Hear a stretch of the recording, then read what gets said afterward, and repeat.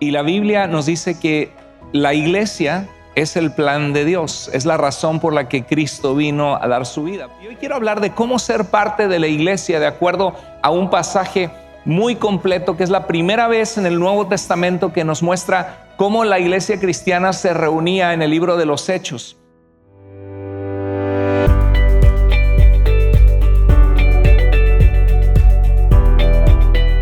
Que Dios les bendiga, qué lindo estar aquí con ustedes, estar juntos, alabando al Señor y listos para honrarle. ¿Sabe usted que amamos al Señor? ¿Por qué le amamos? Dice la palabra, porque Él nos amó primero. Le amamos a Él porque Él nos amó primero. Es muy claro lo que dice su palabra. Y también es importante, estamos aquí porque el primer día de la semana es el día que celebramos que Jesús venció la muerte con poder, que Él vino para darnos vida y vida en abundancia. Y quiero que sepas que cada uno de nosotros es amado por Dios. Dios te ama y te amó tanto que dio a Jesús en la cruz para salvarte, para rescatarte. Y la Biblia nos dice que la iglesia es el plan de Dios, es la razón por la que Cristo vino a dar su vida para rescatar a la humanidad. Y la iglesia es el conjunto de personas que han sido salvas, rescatadas de sus pecados por la gracia de Dios. Recuerda que la iglesia no es el edificio donde estamos, la iglesia eres tú. Y cuando tú lees la Biblia y escuches los planes de Dios para la iglesia, Dios está hablando de los planes de Dios para ti. Muchos de nosotros tendemos a ser egoístas, individualistas. Estamos en una cultura individual donde no enfatiza tanto lo corporativo, que somos parte de una familia, parte de una comunidad. De hecho, muchos de los cantos que cantamos es Señor, habla ven a mí, perdóname, y habla de mí, de yo. Y a veces nos olvida que somos parte de una comunidad. La Biblia dice que nadie vive y muere solamente para sí. Eso es real. Lo que tú haces o dejas de hacer afecta a tu familia, a la gente que te ama. Y lo que haces o dejas de hacer afecta a tu comunidad de fe, afecta a la iglesia. Y quiero que sepas que la Biblia dice que Jesús vino a lo suyo, que era el pueblo de Israel, los descendientes de Abraham, a través de quienes Dios quería bendecirnos a todas las tribus y naciones de la tierra, cada uno de nosotros. Dice que a lo suyo vino, pero los suyos no le recibieron. Mas a todos los que le reciben a Jesús, les dio Dios el poder de ser hechos hijos de Dios. Nosotros tenemos padres que fallaron, que son imperfectos. Nosotros mismos como padres fallamos, necesitamos la gracia constante de Dios. Pero Dios es un Padre perfecto. Y cuando nosotros llegamos a la salvación es que tú y yo estábamos condenados. La paga del pecado es muerte. Cada uno de nosotros merece. O sea, ¿qué no daríamos por la vida, por poder vivir, si supiéramos que vamos a morir? Y la cosa es de que en este mundo morimos y vemos morir a la gente que amamos, pero algunos olvidan que Dios nos ha creado con la capacidad de poder vivir en Él. Jesús vino para que tengamos vida eterna y esa vida se encuentra en el Hijo de Dios, en Jesús. Y a veces la gente es ingrata, piensa solamente en el dinero, en las cosas materiales, en las cosas secundarias, en el placer, en salirse con la suya, en las cosas egoístas, y se nos olvida que la vida le pertenece a Dios y que cuando tú y yo buscamos a Dios con todo nuestro corazón y recibimos el regalo de la salvación que Cristo envió, estamos recibiendo un regalo de gracia que no podemos comprar, que no merecemos, pero que Dios en su amor y compasión decidió darte porque te ama y decidió ofrecernos esa vida. Y esa vida se encuentra en Jesús. Y una vez que somos hijos de Dios, nos damos cuenta que tenemos una familia espiritual. Porque los bebés, desde que nacen los bebés, si tú tuviste hermanos, ¿te diste cuenta que estaba el hermanito molestón mayor que tú? A menos que tú fuiste el mayor, el que molestabas a los más chicos. Pero te das cuenta que eres parte de una comunidad, de una familia. Y la iglesia así es. Jesús no vino solamente a morir en la cruz, sino que vino a ser discípulos suyos que aprendieran y conocieran a Dios a través de Él que revela al Padre. Y les dijo que fueran e hicieran discípulos de todas las naciones. Y 2000 años después aquí estamos. Y hay iglesias llenas, con 10,000, 20,000 personas y multitud infinita de iglesias pequeñas de 30, 50, 70 personas hoy adorando al Señor en todos los países del mundo. Algunos en lugares bajo persecución, en lugares donde impera, por ejemplo, el Islam o el comunismo, y están reuniéndose escondidas, orando unos por otros. Hay comunidades de fe que si tú los vieras, nos daría vergüenza de qué tan tibios somos algunos de nosotros aquí en Estados Unidos y qué tan individualistas somos en nuestra fe. Cuando ves a creyentes que están de rodillas delante del Señor, clamando, llorando, amándole al Señor con todo su corazón, te quedas y dices, ay, yo estoy requete frío en mi relación con Dios. Creyentes que saben que porque se reúnen en un país musulmano comunista, puede llegar la policía o las autoridades y pueden arrojarlos a la cárcel o matarlos, y aún así buscan avanzar la causa de Cristo. Nos podemos aprender de otros cristianos. Hay comunidades en el mundo, y hoy quiero hablar de cómo ser parte de la iglesia de acuerdo a un pasaje muy completo, que es la primera vez en el Nuevo Testamento que nos muestra cómo la iglesia cristiana se reunía en el libro de los Hechos. Pero antes de eso quiero comentar cuando Jesús menciona por primera vez la palabra iglesia, y se encuentra en Mateo 16, 15 al 16. Jesús había hecho la pregunta de ¿quiénes dicen los hombres que soy yo? Porque Jesús había venido con una autoridad tremenda para enseñar y para hacer milagros, y algunos se cuestionaban si quizá él era el Elías que el profeta de Malaquías decía que habría de venir antes del día grande del Señor. O algunos pensaban que quizás sería alguno de los profetas que Dios había permitido que viniera porque reconocían su autoridad. Y Jesús hace la pregunta a sus apóstoles y les dice a los 12, bueno, pero ustedes, ¿quiénes dicen que soy yo? ¿Te has puesto a pensar eso? ¿Quién es Jesús para ti?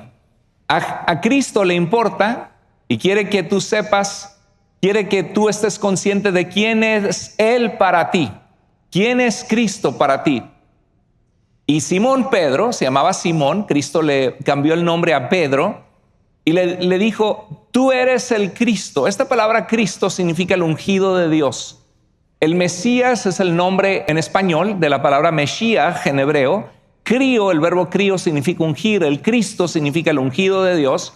Y le dijo, tú eres el Cristo, el ungido de Dios, el Hijo del Dios vivo. Del único, cuando dice el Hijo del Dios viviente, está diciendo el que refleja la naturaleza del único Dios real que existe. No como otras naciones que son politeístas y creen en una multitud de dioses, el Dios del sol, de la luna, de las estrellas, del mar, Poseidón, Apolos. No, dice, tú eres el Hijo del Dios vivo, del Dios real, del Dios que existe, del Dios que creó los cielos y la tierra. Tú eres quien le refleja.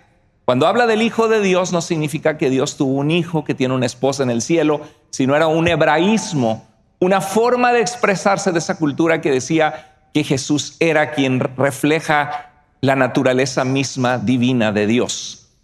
Y Jesús, cuando le dijo eso a Pedro, le dijo, bienaventurado o dichoso eres, Simón, hijo de Jonás, porque esto no te lo reveló carne ni sangre, o sea, no te lo reveló una persona, sino te lo reveló mi Padre que está en los cielos. Y en Mateo 16, 18, entonces Jesús le dice, yo también te digo que tú eres Pedro. Y aquí en el idioma de la Biblia la palabra es Petros, que significa una piedra, el nombre que le puso Jesús. Y le dice, tú eres Pedro, y sobre esta roca, y ahí utiliza otra palabra en la Biblia, que es la palabra Petra. O sea, Jesús no le dice, yo te digo que tú eres Petros y sobre Petros edificaré mi iglesia, sino yo te digo que tú eres Petros y sobre Petra, el idioma griego del Nuevo Testamento, edificaré mi iglesia. ¿Qué es lo que promete Jesús aquí? Que Él va a edificar su iglesia. ¿Quién es la iglesia según el Nuevo Testamento? La iglesia somos los que hemos sido salvos por la gracia de Dios. Cristo dijo que Él edificaría su iglesia. ¿Cuánta gente hay en el mundo ahorita reunida, glorificando, cantándole a Dios con sus distintas tradiciones, denominaciones, en diferentes nacionalidades, idiomas? Y por eso se ve en Apocalipsis una escena de todos los pueblos, naciones y lenguas, de todas las razas y colores, delante del trono de Dios, diciendo, digno eres porque nos has redimido, nos has rescatado de todo pueblo, lengua y nación. Y eso es lo que Cristo ha venido a hacer a tu vida, rescatarte para que tú seas parte de una iglesia con I mayúscula, la iglesia. Y aquí Cristo le dice a Pedro, justo en el momento que le pregunta, ¿quiénes dicen los hombres que soy yo? Y sobre esa confesión, que Jesús es el Mesías de Dios, el ungido de Dios, el que los profetas del Antiguo Testamento hablaban que vendría, que dice, todos nosotros nos descarriamos como ovejas, dice Isaías 53, mas el Señor cargó sobre él el pecado de todos nosotros. Y habla de cómo Jesús fue desfigurado, golpeado, prácticamente narrando su situación en la cruz. Isaías, 700 años antes de que Jesús naciera, el profeta Isaías en el capítulo 53 está narrando lo que Jesús va a sufrir por nosotros.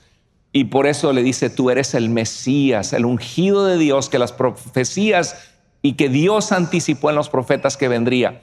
Y Jesús dice que en base a esa confesión, esa realidad de que Jesús es el Cristo, el Hijo de Dios que vino a rescatarnos, dice, yo edificaré mi iglesia y las puertas del Hades. Y esta palabra Hades en el mundo, en la cultura de ese tiempo, significaba la muerte. Las puertas del reino de la muerte no prevalecerán contra mi iglesia. Estamos en el año 2026, iglesia, ¿después de quién? Después de Jesucristo. Y aquí estamos 2026 años después, alabando el nombre de Jesús, redimidos. ¿A cuántos el Señor de aquí no les rescató de las adicciones? ¿Cuántos de ustedes algún día en su vida fueron adictos y quizá algunos estuvieron a punto de la muerte? ¿Cuántos de ustedes pueden decir, el Señor me rescató en el pasado de la adicción, ya sea el alcoholismo o la drogadicción? Levante la mano, vean los demás, levante la mano. Gloria al Señor, den un aplauso al Señor por eso. Gloria a Dios. Señor, te amamos, te glorificamos. Gracias por liberarnos y rescatarnos, Señor, de la muerte y del pecado, de vidas inmorales, de adicciones. Tuya es la gloria, Señor. Tú has venido a rescatar un pueblo salvo por gracia, por medio de la fe. Y, Señor, estamos agradecidos porque no estaríamos aquí si no fuera por tu gracia, Señor. Amén. Qué lindo lo que el Señor ha hecho. Y Cristo dijo que Él edificaría su iglesia. Ahora, ¿cuántos creen que Cristo ya terminó de edificar su iglesia? La iglesia sigue construyéndose, edificándose. Este pasaje, quiero comentar que algunos en la Iglesia Católica Romana utilizan mucho este pasaje para anclar la postura del papado. Dicen, no, es que hay un solo papa que está en el Vaticano, en Roma. He tenido la oportunidad de estar ahí. Está impresionante esta iglesia basílica de San Pedro en Roma. Está impresionante. Es un lujo y un tamaño enorme arquitectónicamente. Es bellísimo. Y allí se encuentra el papa, ¿no? El papa, el jefe máximo de la Iglesia Católica Romana. Entonces, cuando hablas con algunos católicos romanos, ¿cuántos de ustedes tienen familia católica romana? Es muy común que te digan, no, es que la única que Cristo fundó es la católica. ¿Han escuchado eso o no? ¿Sí? Y no, porque le dijo, tú eres Pedro y a ti te daré las llaves. ¿Se acuerda? Quiero comentar rápidamente antes de continuar en el tema de la iglesia y ser parte de la iglesia, mostrar estos aspectos importantes. Bueno, en el versículo, hay citas de cristianos antiguos que se llaman los padres de la iglesia. Sabemos que Jesús dijo, a nadie llamen padre porque uno es nuestro Padre, el que está en los cielos, en Mateo 23:9, pero se le llama padres de la iglesia porque fueron nuestros ancestros en la fe. Personas que escribieron, por ejemplo, Ignacio fue un pastor de una iglesia, obispo de la iglesia en Antioquía, en Siria. Y camino a la muerte van y lo arrestan y lo van a llevar a morir en cadenas en el año 107. Y en el camino escribe cartas a las iglesias. Y él es el primero que habla él está escribiendo en griego. Y en griego la palabra católicos significa conforme al todo o en todas partes, universal. Entonces él está escribiendo de la iglesia católica, la iglesia en todas partes. Él no está hablando de una denominación, él no está hablando de un papa en Roma con los 7 sacramentos y con crucifijos y con persinándose y todo lo que conlleva cuando uno piensa en la iglesia católica romana y con los santos de imágenes que la gente le pide a San Charbel, a San Martín de Porres, a San Judas Tadeo. No. Él está hablando la iglesia toda, la iglesia en todas partes. Y en griego resulta que es la palabra católica. Entonces en la antigüedad, cuando surgían falsas enseñanzas, la gente decía, esto no es lo que la iglesia toda cree. Ustedes dicen que Cristo no vino en carne, que solamente era un espíritu que vino a liberarnos dándonos un conocimiento secreto. No, esto no es. La Biblia dice que Cristo murió y resucitó. Y Pablo escribe a los Corintios de que si Cristo no resucitó, nuestra fe es vana, que aún estamos en nuestros pecados, que hemos creído algo que no es verdad. Si Cristo verdaderamente no hubiera vencido la muerte, pero Cristo venció y más de 500 personas lo vieron resucitado. Y Pablo puede decir, y al último, como alguien nacido fuera de tiempo, yo que era un perseguidor de la iglesia, podría pensar Pablo y decir, se me apareció a mí el Cristo resucitado. Pablo ni creía en el cristianismo, Él tuvo un encuentro con nuestro Señor Jesús que se le apareció y que transformó su vida y se volvió en un siervo de Dios. El Señor es experto en eso, en alcanzar a aquellos que se oponen. Y Pablo era uno de ellos. Y Pablo hablaba de esta verdad de la resurrección de Cristo Jesús, que Él se levantó de la muerte. Y volviendo al tema de las citas de cristianos antiguos, los padres de la iglesia enfatizó su catolicidad. Entonces, cuando alguien decía, Cristo parecía un espíritu, Él no vino en carne, pues Primera de Juan ya había corregido eso y podían decir, eso no es lo que cree la iglesia toda. Siempre la iglesia ha creído que Jesucristo es Dios, desde la Biblia y desde el siglo I, segundo, tercero, cuarto. Siempre la iglesia ha creído que hay un Dios, el Padre, el Hijo, el Espíritu Santo, y que hay un solo Dios verdadero. Siempre la iglesia ha creído que Cristo es el único camino para ser salvos. Entonces la iglesia, cuando surgían doctrinas falsas, decía, esto es lo que la iglesia toda cree. Y la palabra era católico. Así que cuando algunos van y buscan en los escritores antiguos la palabra católico, piensan, esta es la católica, la que Cristo dejó. Pero no se dan cuenta que están diciendo la iglesia toda, no están diciendo la iglesia católica con un papa. Entonces, cuando uno busca los llamados padres de la iglesia, los creyentes que escribían en esos primeros siglos, 17 citas citan que Cristo dijo, tú eres Pedro, y sobre Pedro edificaré mi iglesia, porque Pedro fue un líder en la iglesia primitiva, tuvo un rol de liderazgo entre los apóstoles. 17 citas. 8 citas piensan que Cristo está diciendo, y sobre esta roca edificaré mi iglesia, y que Pedro representaba a todos los apóstoles, porque la iglesia está edificada sobre aquellos que 3 años estuvieron con Jesús, escuchando sus enseñanzas y que nos dejaron la palabra de Dios y el Nuevo Testamento, donde Pedro decía, no les hemos dado a conocer la venida de Cristo como contándoles cuentos inventados o fábulas artificiosas, sino como habiendo visto con nuestros propios ojos su majestad, su gloria.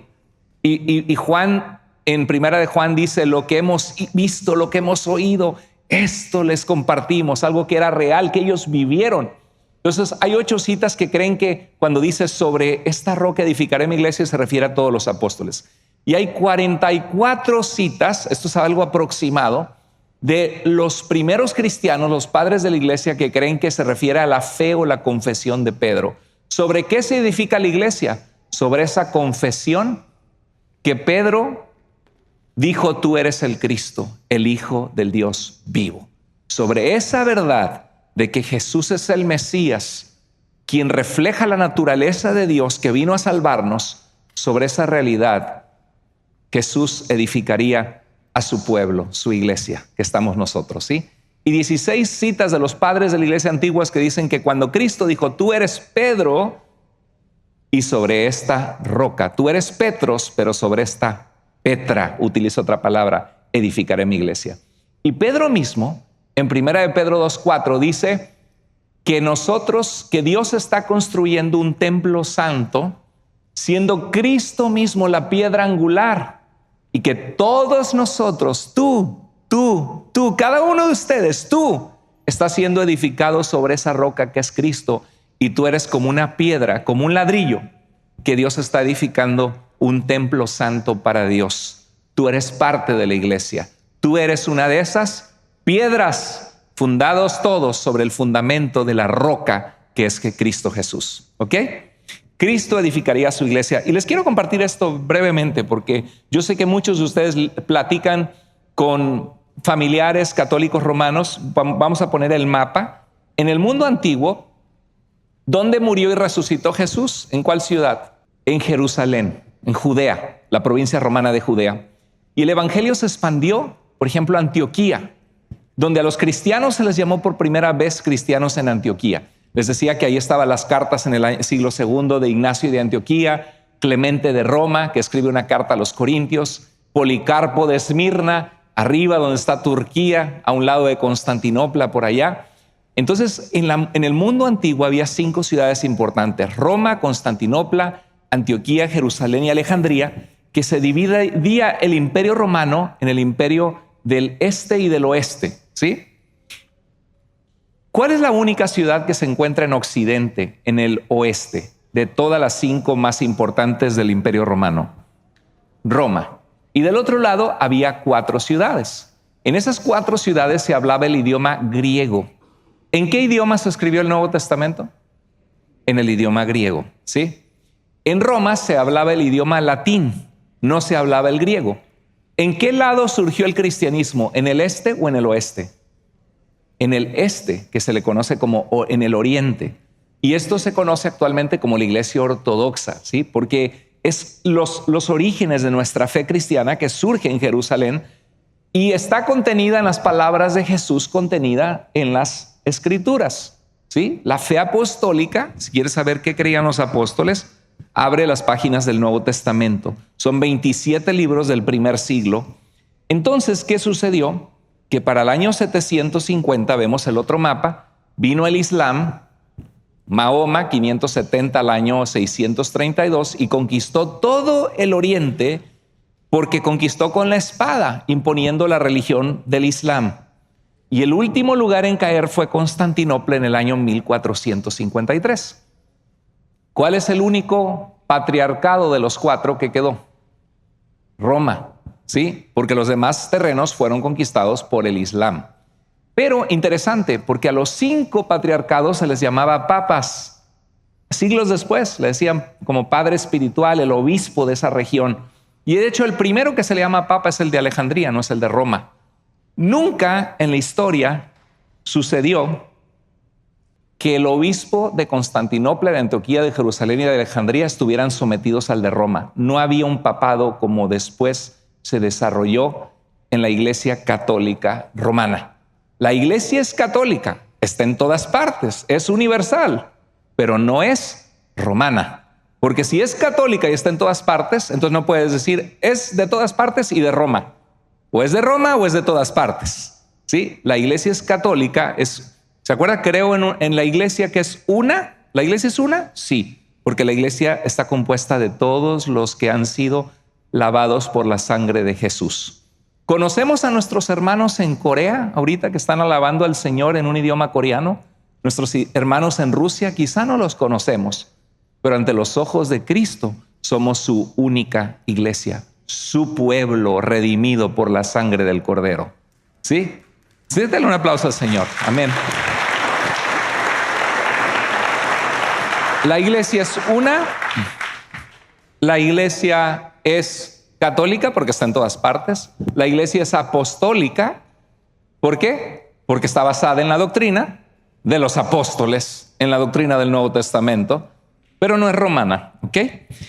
Ahora, ¿por qué es que el catolicismo romano es tan grande en el mundo? Bueno, vea este mapa donde España, el sexto concilio, el primer concilio de la iglesia fue en el año 325, que Constantino, el emperador, mandó a llamar a todos los cristianos para que hablaran sobre la naturaleza de entre el Hijo Jesús y el Padre, y porque había una falsa doctrina en Alejandría de un falso obispo que se llamaba Arrio, el arrianismo. Y entonces, en este concilio de 318 pastores de todo el imperio romano que llegaron a hablar de la relación entre el Padre y el Hijo. Ahí es donde sale el tema de la Santísima Trinidad, que hay un solo Dios en tres personas, Padre, Hijo, Espíritu Santo. En este concilio, en el sexto canon, habla de que cada obispo tiene jurisdicción sobre su área, porque enviaban misioneros y levantaban y plantaban iglesias en otros lugares, y estaba organizada la iglesia ya para estos siglos posteriores. Y ese sexto canon de Nicea muestra que no había papado. Aún los historiadores del catolicismo romano saben que no había un papa al cual todo el cristianismo tiene que estar sometido y que es infalible, porque el único infalible es Cristo Jesús. Y la única infalible que nos corrige a todos es la palabra de Dios, inspirada por Dios, que tiene la autoridad de Dios para corregir todos los errores. Entonces, España dependía de Roma porque era la jurisdicción más grande. ¿Y qué pasó? Que Isabela la católica y Fernando de Aragón se casaron y se acuerda que descubrieron América, ¿verdad? Bueno, ya estaba descubierta, pero para Europa la descubrieron y mire lo que sucedió, que de España, por la conquista, entró a toda América Latina la fe católica romana. Y como España conquistó Filipinas y como España conquistó Guinea Ecuatorial en África, por eso es que la Iglesia Católica Romana hoy son 1.200 millones de personas que los bautizaron de bebés, de niños, por esta herencia debido a la conquista, ¿sí? Pero la Iglesia no es romana. Existen 300 millones del otro lado que son ortodoxos y nosotros celebramos la Reforma. Cada uno de nosotros, al venir a Cristo, nos damos cuenta que en Cristo estamos completos y que no se trata de pertenecer a una iglesia, a una religión, sino de que pertenezcamos a Cristo Jesús. Hay alrededor de 900 millones de cristianos que no son católicos romanos en Latinoamérica y en el mundo. Así que aquí estamos nosotros alabando al Señor y en Cristo Jesús estamos completos, porque el ser parte de la iglesia de Cristo no depende de que tú seas parte de un papa o de un obispo en Roma, sino que le pertenezcas a Cristo y que hayas sido redimido por la sangre de Jesús. Y proclamamos el evangelio, que son las buenas noticias de la vida, la muerte y la resurrección de Cristo por nuestros pecados, para darnos vida eterna a todo aquel que cree. Y dice Pablo, de manera que si alguno está en Cristo, nueva criatura es, las cosas viejas pasaron, he aquí que Dios ha hecho todas nuevas. Así que cuando un familiar católico romano te digas que tú no estás en la verdadera, en la que dejó Cristo, tú dile, no, claro que estamos en Cristo. Y te voy a mostrar lo que dice la Escritura, que todo el que clamare al nombre del Señor será salvo. Y Juan 14:6 dice Jesús, yo soy el camino, yo soy la verdad y yo soy la vida. Nadie llega al Padre si no es por mí. Las sectas creen que su grupo es el único medio, pero nosotros estamos bien entendidos como hijos de Dios que el medio y el camino se llama Jesús. Y que el que no está en Jesús, no importa si está en la católica, en la ortodoxa, en la bautista, en la pentecostés o en la iglesia denominacional que sea, si tú no tienes a Cristo en tu corazón, la Biblia dice que vas rumbo a un infierno, una eternidad sin Dios, y que necesitas arrepentirte de tus pecados, confiar en Jesús, porque no hay otro nombre bajo el cielo en el cual podamos ser salvos. Cristo es el camino, no es una religión o una iglesia. ¿Para cuántos de ustedes es útil lo que les compartí ahora? Ok, gloria a Dios. Bueno, vamos a continuar. En Mateo 16:19 dice Jesús, yo te daré las llaves del reino de los cielos. ¿Para qué sirven las llaves? Para abrir puertas, ¿verdad? Para abrir candados y puertas. Y ahí habla de que lo que atares será atado, y habla de la autoridad en su iglesia, en su pueblo, y habla de permitir o de prohibir cosas. Pero para saber cómo ser parte de la iglesia es importante observar cómo comenzó la iglesia.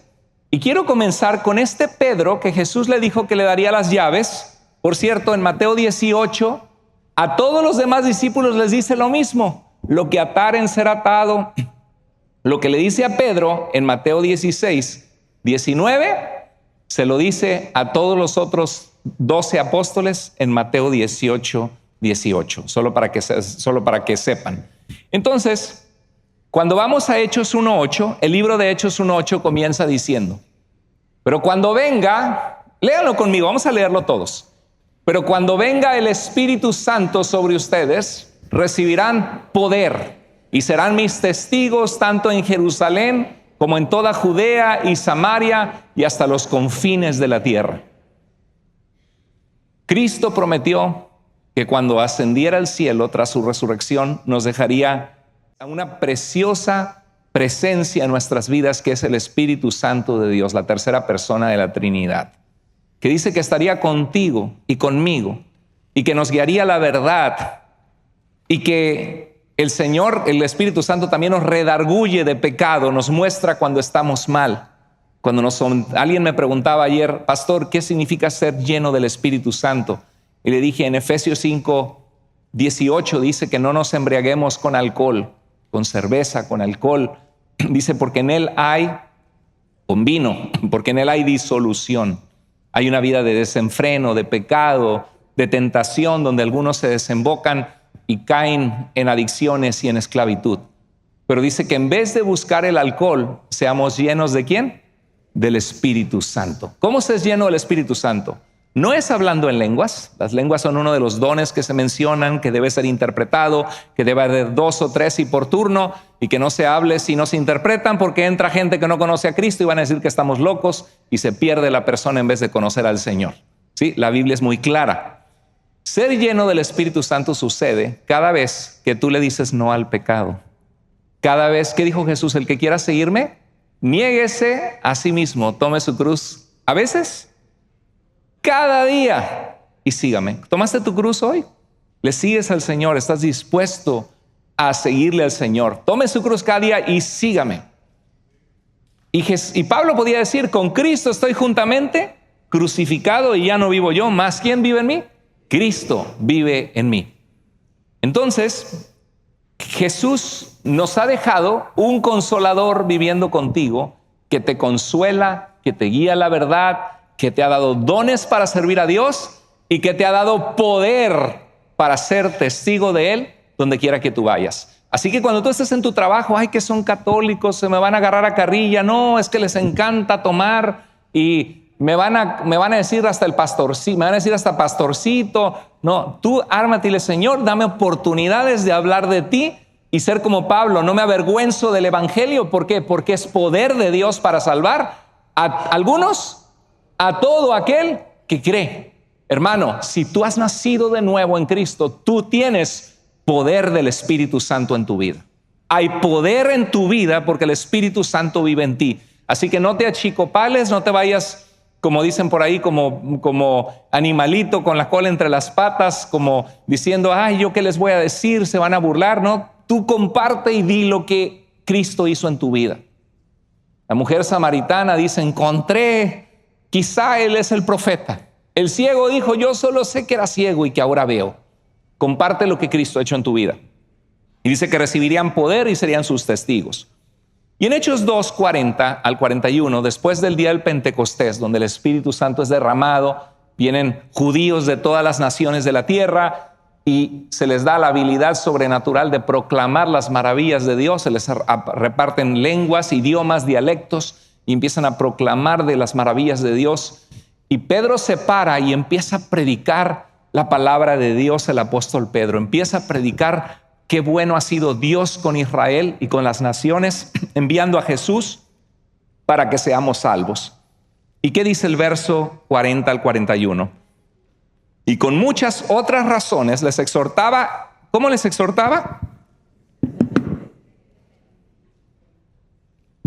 ¿Le daba pena a Pedro?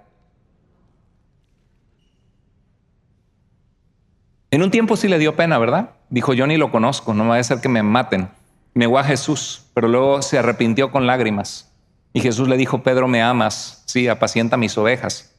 Y lo envió al ministerio a continuar. Así que si hay alguien que ha fracasado, mira, a veces cuando fracasamos o fallamos, porque sabemos que somos indignos de Dios, queremos tomar un paso hacia atrás como seres humanos y decir, yo le fallé al Señor, yo ya no puedo servirle. Es verdad que al servir a Dios lo debes tomar con mucho respeto, porque la Biblia dice que el siervo de Dios debe ser irreprochable. Obviamente no todos son llamados a ser obispos o pastores, que es lo que dice que sea irreprochable, pero como cristiano sí eres llamado a vivir en santidad, a agradar a Dios.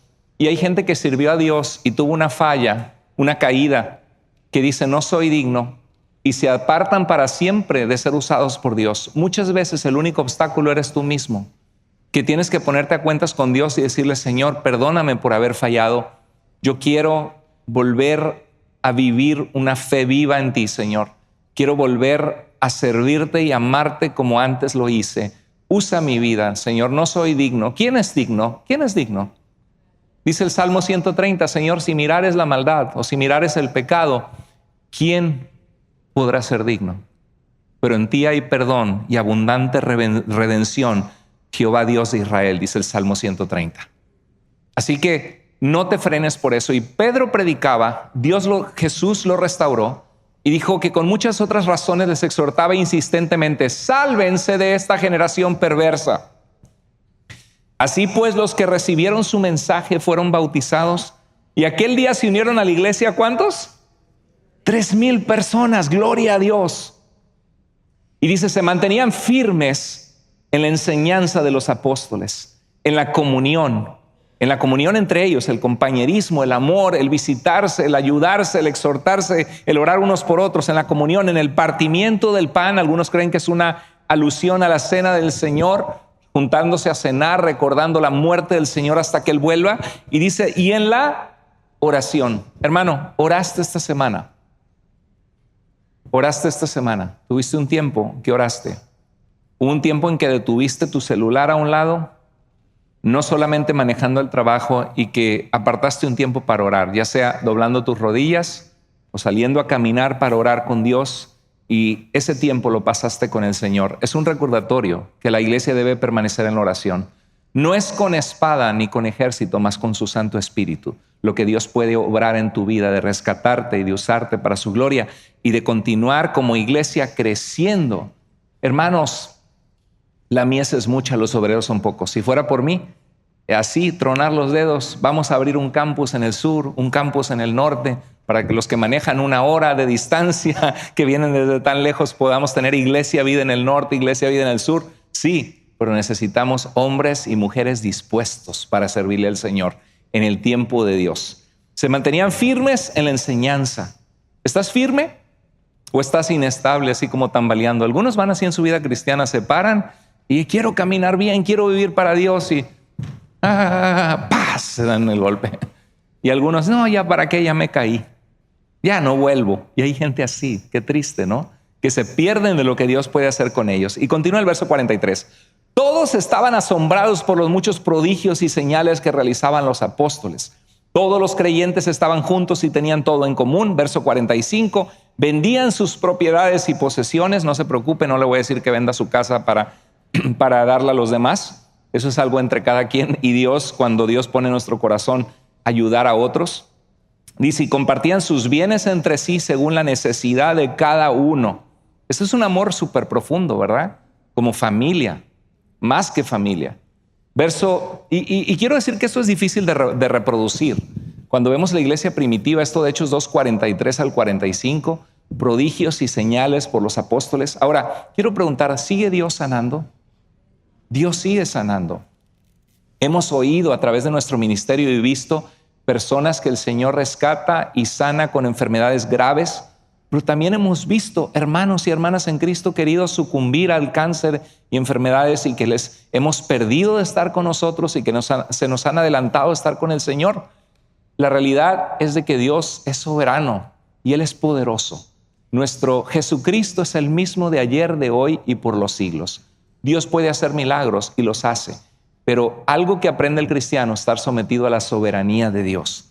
Por eso el Padre nuestro dice, Padre nuestro que estás en el cielo, santificado sea tu nombre.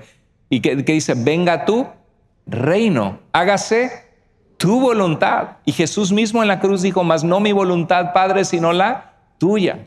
¿Sí? Así que, y Pablo, que sanaba a muchos, podía escribir la carta y decir, a Trófimo lo dejé enfermo en Mileto. Pero ¿por qué, si Trófimo era un hombre de Dios? ¿Por qué lo dejó enfermo? ¿Por qué no le dijo, te declaro sano? Sí, hay iglesias que declaran. Eso de declarar no es bíblico. La Biblia dice, clama a mí y yo te responderé.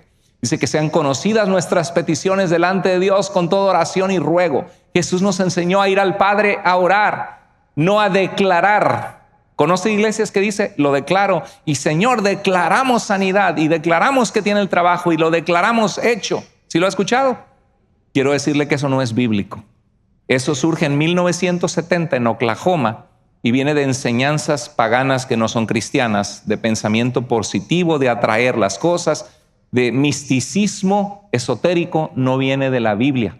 Pero hay un montón de cristianos, quizá muchos de ustedes vienen de iglesias antes, los que se han integrado a Iglesia Vida, que ya eran cristianos, quizá vienen de iglesias que practicaban eso.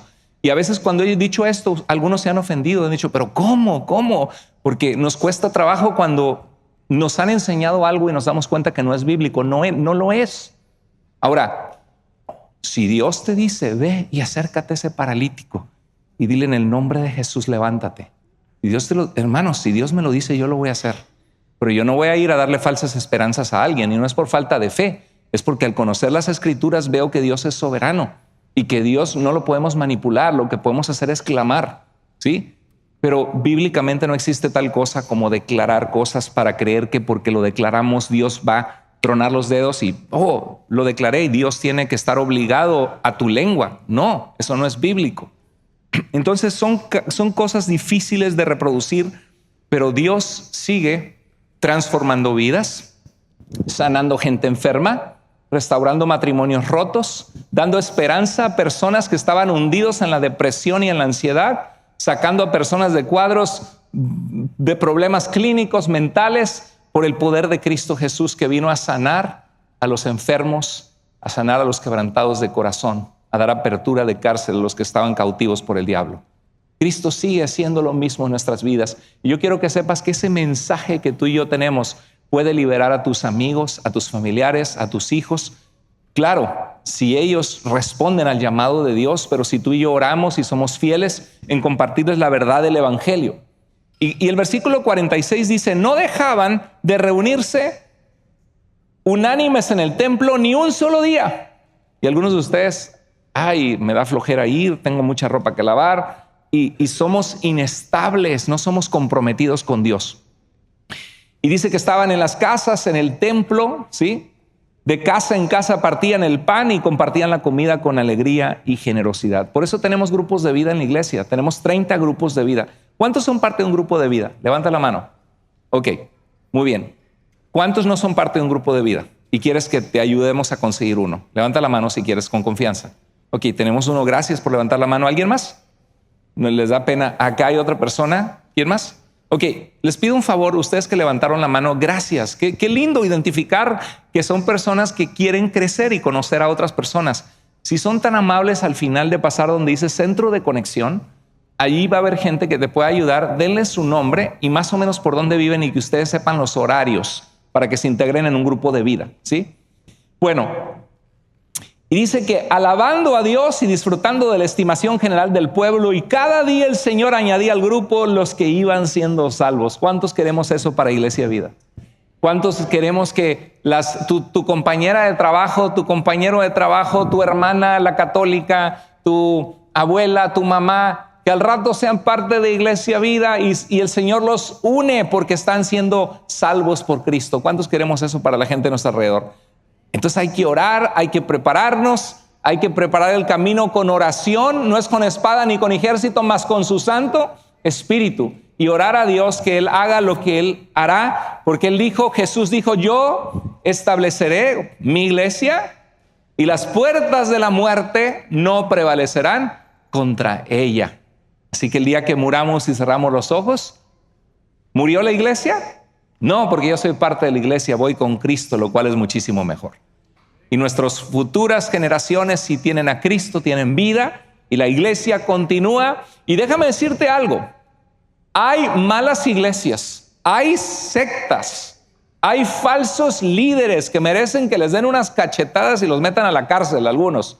Hay gente que usa las cosas de Dios para lucrar y engañar, pero eso no significa que el evangelio sea un negocio, ni significa que las iglesias sean puros hipócritas y puros falsos.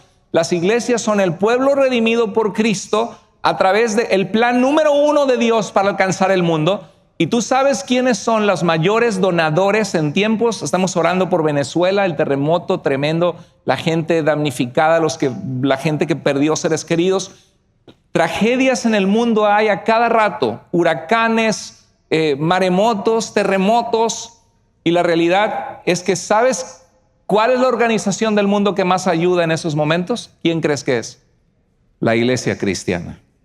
¿Sabes qué organización saca a la gente de las adicciones? Ni Alcohólicos Anónimos hace lo que la iglesia de Cristo en el mundo hace. ¿Qué organización saca a los drogadictos y los restaura y les saca de las adicciones y rompe los yugos y las cadenas de la esclavitud de la adicción? ¿Qué organización le da esperanza a personas que están pensando en el suicidio y que la vida no vale más, que la vida es puro sufrimiento y dolor y para qué se vive? Y de repente llega a Cristo y les da esperanza, y como dice la Biblia, sacó mis pies del lodo cenagoso, puso mis pies sobre roca y enderezó mis pasos. ¿Qué organización del mundo hace eso? ¿Sabes qué organización lo hace? La iglesia de Cristo Jesús. Por eso tú eres parte de la iglesia. La iglesia no es este edificio, la iglesia no soy yo el pastor.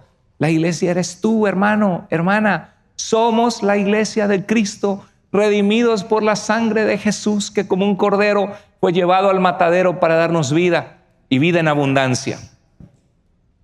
Mira, dice que alabando a Dios y disfrutando de la estima. ¿Cuántos alaban al Señor por su bondad y su amor? Vive una vida de alabanza y dice disfrutando de la estima general del pueblo, y cada día el Señor añadía al grupo los que iban siendo salvos. Rápidamente, solo quiero que veas 5 funciones que Dios quiere que hagas como su iglesia. 5 funciones. Número 1, la adoración. La iglesia existe para adorar a Dios. Puedes repetir conmigo: yo existo para adorar al Señor. Yo existo para adorar al Señor. Porque Él merece gloria, porque Él nos ha dado todo lo que tenemos, la vida misma, la salvación. Dice en el verso 42, se mantenían firmes en la oración. Hermano, ¿cómo estás en la oración? Segunda observación, no dejaban de reunirse en el templo. ¿A qué iban al templo? Iban a ofrecer ofrendas a Dios, a orar al Señor. No dejaban de reunirse en el templo. Y luego el verso 47 dice, alabando a Dios. Luego vemos que también existe el evangelismo, ¿sí? La iglesia existe para compartir a Jesús. Repite conmigo: yo debo hablar de Jesús con otros. Yo debo hablarle de Jesús a mi familia. ¿Sí? Dice el verso 47, y disfrutando de la estima del pueblo, y cada día el Señor añadía los que iban siendo salvos. Número 3, la iglesia existe para que tú crezcas en el discipulado, que te vuelvas un seguidor de Jesús, para ser discípulos de Cristo, llevando a los creyentes a la madurez. Verso 42 dice, se mantenían firmes ¿en qué? La enseñanza de los apóstoles. Y cuando nos juntamos en grupos de vida y abrimos la Biblia, estamos creciendo en conocer las enseñanzas de Jesús y en aplicarlas a nuestra vida. Y en el verso 46 dice, no dejaban de reunirse ¿en dónde? ¿Sabes para qué se reunían en las casas? Para tener compañerismo, para hablar de las Escrituras, para ministrar y servir a otros en la fe, para crecer juntos en las enseñanzas de Jesús. Número 4, la iglesia existe para que tú tengas compañerismo con otros cristianos, para que tengas amistad, para ayudarse en amor unos a otros, a crecer en la fe. El verso 42 dice, se mantenían firmes en la comunión unos con otros. Verso 46, no dejaban de reunirse en las casas y compartían la comida con alegría y generosidad. Por eso los grupos de vida son importantes y es importante que pertenezcas a uno. Y número 5, la última función, las funciones de la iglesia, el ministerio. La iglesia existe para que cada cristiano use sus dones sirviendo a los demás para edificar a otros, y juntos somos la iglesia de Cristo. ¿Qué dones te ha dado Dios? Si no estás dispuesto a servir, nunca los vas a descubrir.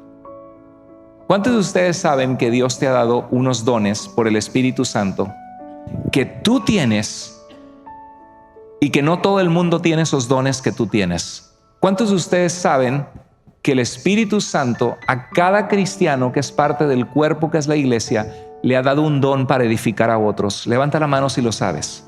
Sí, bueno, ¿Cuántos de ustedes les gustaría descubrirlo? Levanta la mano si te gustaría descubrirlo. Necesitamos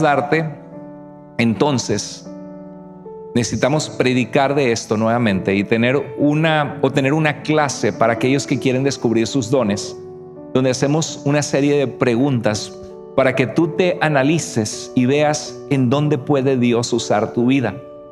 Pero que no te quepa duda que tú tienes dones que el Espíritu Santo te ha dado a ti y no le ha dado a otros, y que tú eres importante en el cuerpo de Cristo. Yo no le puedo decir a la mano, ay, esta mano me choca, no sé ni para qué la tengo, móchenmela. No, porque esta mano es importante, cada pie, cada pieza de tu cuerpo es importante. Iglesia, tú eres parte del cuerpo, descubre tus dones, sirve, ve donde hay necesidad, ve donde tu corazón dice, yo creo que disfrutaría eso. Comunícanos que quieres servir al Señor. La iglesia existe para que cada cristiano use sus dones sirviendo a los demás para edificar el cuerpo de Cristo. Mira, repite conmigo las 5 funciones de la iglesia. Número 1, adoración. Adoración, repítelo. Adoración. Existes para adorar a Dios. Número 2, evangelismo. Repite conmigo, evangelismo. Existes para dar a conocer las maravillas del Señor Jesucristo que te salvó de tus pecados. Número 3, la iglesia existe para el discipulado. Di conmigo, discipulado, ¿sí? Adoración, evangelismo, discipulado. Repítelo conmigo. Adoración, evangelismo, discipulado. Tienes que crecer para parecerte más a Cristo y ser parte de la iglesia de Cristo. Número 4, la iglesia existe para el compañerismo. Significa tener amigos en la iglesia y gente por las cuales tú, que se vuelven amigos tuyos, familia, gente que estás animando en la fe. Repite conmigo, compañerismo, compañerismo. Y por último, ministerio. Ministerio significa servicio, servir a Dios con tus dones. Entonces repite conmigo, adoración, evangelismo, discipulado, compañerismo y ministerio. Quiero animarte a que te integres a la iglesia de Cristo, a que no te desintegres, a que no dejes de congregarte como algunos tienen por costumbre. Dice el Hebreos 10:25, no dejemos de congregarnos. Repítelo conmigo. No dejemos de congregarnos como acostumbran a hacerlo algunos, sino animémonos unos a otros, y con mayor razón ahora que vemos que aquel día se acerca. El Señor quiere que seas parte de su iglesia. Así que vive para alabar al Señor, alábale, comparte tu fe con otros, evangeliza. Aprende a enseñar a otros a caminar con Dios, o tú mismo aprende a ser discipulado para parecernos a Jesús. Cree en el discipulado, sé parte de un grupo de vida, vive el compañerismo en los grupos de vida, quédate al final y conéctate con personas, cómo estás, de dónde eres, ¿sí? Y descubre tus dones y sírvele a Dios. Así es como somos la iglesia de Cristo, de acuerdo a lo que el Nuevo Testamento nos revela. Y Pedro, a quien le fue dado las llaves, junto con los demás discípulos, abrió el reino de los cielos presentando el evangelio y diciéndole a la gente, arrepiéntanse y sean salvos de esta perversa generación. Y les habló a creer en Jesús y arrepentirse. Y 3,000 personas respondieron el llamado y se unieron a la iglesia del Señor. Y esa iglesia hizo estas 5 funciones que yo te invito hoy y que Dios te está invitando a que seas parte. ¿Cómo estás en tu vida de adoración? ¿Cómo estás en tu evangelismo personal? ¿Ya te cayó el 20 que no se trata solo de venir a la iglesia, sino vivir en Cristo y hablar de Él a otros? ¿Cómo estás en tu evangelismo? ¿Cómo estoy yo? ¿Cómo estamos en ser discípulos de Jesús y en hacer discípulos? ¿Cómo estamos en el compañerismo, en interesarnos por los hermanos, orar por ellos en sus necesidades? Cuando ves a alguien en problemas, decir, ven para acá, quiero orar por ti. ¿Cómo puedo ser de ayuda y bendición para tu vida? ¿Y cómo estás en descubrir tu ministerio y tus dones? Vamos a inclinar el rostro, vamos a orar. Bendito Dios y Padre, gracias por tu palabra hoy, gracias por este recordatorio precioso de tu iglesia. Esa iglesia que las puertas de la muerte no han prevalecido contra ella. esa iglesia expandida en el mundo entero, que no consiste en instituciones religiosas, sino en personas redimidas, rescatadas por la sangre de Jesús. Personas que ahora te claman a ti como Padre Celestial.